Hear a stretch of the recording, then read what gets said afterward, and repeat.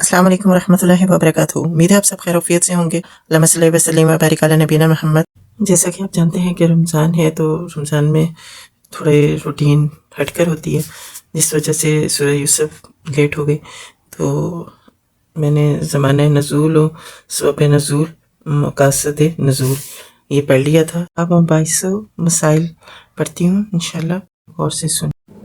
औज़ुबिल्लाहि मिनश्शैतानिर्रजीम, बिस्मिल्लाहिर्रहमानिर्रहीम। ये दो पहलू तो इस सूरह में मकसदी हैसियत रखते हैं, लेकिन इस किस्से को भी कुरान मजीद महज किस्सा गोई और तारीख निगारी के तौर पर बयान नहीं करता, बल्कि कायदे के मुताबिक वो इसे अपनी असल दावत की तबलीग में इस्तेमाल करता है। वो इस पूरी दास्तान में ये बात नुमाया करके दिखाता है कि हज़रत इब्राहीम अलैहिस्सलाम, हज़रत इसहाक़ अलैहिस्सलाम, हज़रत यकूब अलैहिस्सलाम और हज़रत यूसुफ अलैहिस्सलाम का दीन वही था जो मोहम्मद सल्लल्लाहु अलैहि वसल्लम का है, और इसी चीज़ की तरफ वो भी दावत देते थे जिसकी तरफ आज मोहम्मद सल्लल्लाहु अलैहि वसल्लम दे रहे हैं। फिर वो एक तरफ हज़रत यकूब अलैहिस्सलाम और हज़रत यूसुफ अलैहिस्सलाम के किरदार, और दूसरी तरफ बरादरान यूसुफ अलैहिस्सलाम, काफ़िला तुजार अज़ीज़ मिस्र, इसकी बीवी बेगमात मिस्र और हकाम मिस्र के किरदार एक दूसरे के मुकाबले में रख देता है, और महज अपने अंदाज़े बयान से सामीन व नाज़रीन के सामने ये खामोश सवाल पेश करता है कि देखो, एक नमूने के किरदार तो वो हैं जो इस्लाम यानी अल्लाह की बंदगी और हिसाब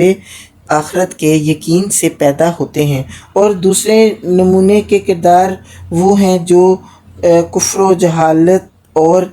दुनिया परस्ती और खुदा व आखरत से बेनियाज के सांचों में ढल कर तैयार होते हैं। अब तुम खुद अपने ज़मीर से पूछो कि वो इनमें से किस नमूने को पसंद करता है। फिर इस किस्से से कुरान हकीम एक और गहरी हकीकत भी इंसान के ज़हन नशी करता है, और वो ये है कि अल्लाह ताला जो काम करना चाहता है वो बहरहाल पूरा कर देता है। इंसान अपनी तदबीरों से उसके मंसूबों को रोकने और बदलने में कभी भी कामयाब नहीं हो सकता, बल्कि बसा औकात इंसान एक काम अपने मंसूबे की खातिर करता है और समझता है कि मैंने ठीक निशाने पर तीर मार दिया, मगर नतीजे में साबित होता है कि अल्लाह ने इसी के हाथों से वो काम ले लिया जो इसके मंसूबे के ख़िलाफ़ और अल्लाह के मंसूबे के ऐन मुताबिक था। यूसुफ अलैहिस्सलाम के भाई जब इनको कुएं में फेंक रहे थे तो इनका गुमान था कि हमने अपनी राह के कांटे को हमेशा के लिए हटा दिया, मगर फिल वाक़या उन्होंने यूसुफ अलैहिस्सलाम को उस बामे अरूज की पहली सीढ़ी पर अपने हाथों ला खड़ा किया जिस पर अल्लाह इनको पहुंचाना चाहता था, और अपनी इस हरकत से उन्होंने खुद अपने लिए अगर कुछ कमाया तो बस ये कि यूसुफ अलैहिस्सलाम बामे अरूज पर पहुंचने के बाद बजाय इसके कि वो इज़्ज़त के साथ अपने भाई की मुलाकात को जाते, इन्हें मज़ाहमत तो शर्मसारी के साथ इसी भाई के सामने सरनगू होना पड़ा। अज़ीज़ मिस्र की बीवी यूसुफ अलैहिस्सलाम को कैद खाने भिजवा कर अपने नज़दीक तो उनसे इंतकाम ले रही थी, मगर फिल वाक़या इसने इनके लिए तख्ते सल्तनत पर पहुंचने का रास्ता साफ किया, और अपनी इस तदबीर से खुद अपने लिए इसके सिवा कुछ ना कमाया कि वक्त आने पर फरमाए रवाई मुरबिया कहलाने के बजाय इसको अलान अपनी खयानत के इतराफ़ की शर्मिंदगी उठानी पड़ी।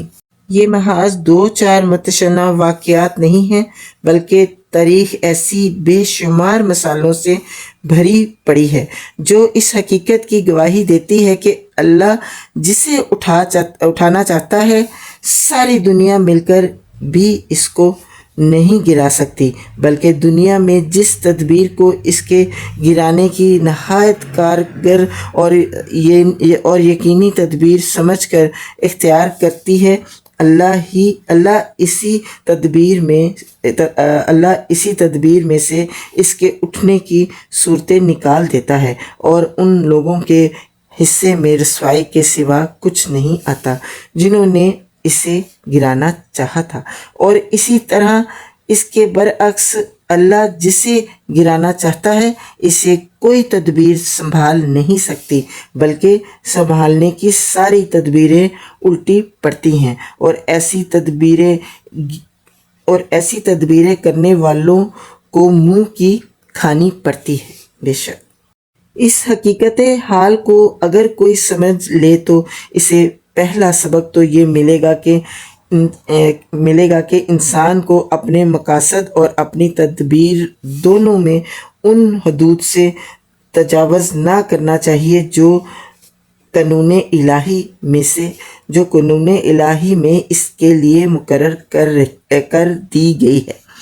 کامیابی اور ناکامی تو اللہ کے ہاتھ میں ہے، لیکن جو شخص پاک مقصد کے لیے سیدھی جائز تدبیر کرے گا وہ اگر ناکام بھی ہوا تو بہرحال ذلت و رسوائی سے دوچار نہ ہوگا، اور جو شخص ناپاک مقصد کے لیے ٹیڑھی تدبیریں کرے گا وہ آخرت میں تو یقیناً رسوا ہوگا ہی، مگر دنیا میں بھی اس کے لیے رسوائی کا خطرہ کچھ کم نہیں ہے۔ دوسرا اہم سبق اس سے توکل علی اللہ اور توحید اللہ کا ملتا ہے۔ جو لوگ حق اور صداقت کے لیے سعی کر رہے ہیں اور دنیا انہیں مٹا دینے پر تلی ہوئی ہو، اور وہ اگر اس حقیقت کو پیش نظر رکھیں تو انہیں اس سے غیر معمولی تسکین حاصل ہوگی، اور مخالف طاقتوں کو بظاہر نہایت خوفناک تدبیروں کو دیکھ کر وہ قطعاً ہراساں نہ ہوں گے، بلکہ نتائج کو اللہ پر چھوڑتے ہوئے اپنا اخلاقی فرض انجام دیے چلے جائیں گے۔ مگر سب سے بڑا سبق جو اس قصے سے ملتا ہے وہ یہ ہے کہ ایک مرد مومن اگر حقیقی اسلامی سیرت رکھتا ہو اور حکمت سے بھی بہر و یاب ہو تو وہ محض اپنے اخلاق کے زور سے ایک پورے ملک کو فتح کر سکتا ہے۔ یوسف علیہ السلام کو دیکھیں، 17 برس کی عمر، تنہا، بے سر و سامان، اجنبی ملک، اور پھر کمزوری کی انتہا یہ کہ غلام بنا کر بیچے گئے ہیں۔ تاریخ کے اس دور میں غلاموں کی جو حیثیت تھی وہ کسی سے پوشیدہ نہیں۔ اس پر مزید یہ کہ ایک شدید اخلاقی جرم کا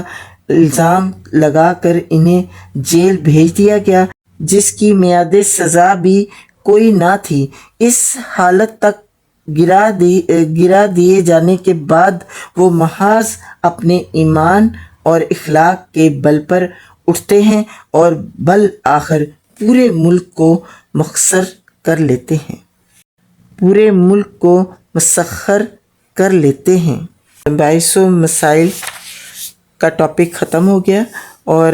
اب تاریخی و جغرافی حالات آپ کو نیکسٹ ویڈیو میں بتاؤں گی انشاءاللہ۔ جزاک اللہ خیر، اپنا بہت خیال رکھیں۔ امید ہے رمضان آپ کا بہت اچھا گزر رہا ہوگا۔ اللہ تعالیٰ اس رمضان کے مہینے ہر دکھ، تکلیف، بیماریاں دور کر کے اللہ تعالیٰ اپنی رحمتوں کا سایہ ہم سب پہ کر دیں انشاءاللہ۔ آمین ثم آمین یا رب العالمین۔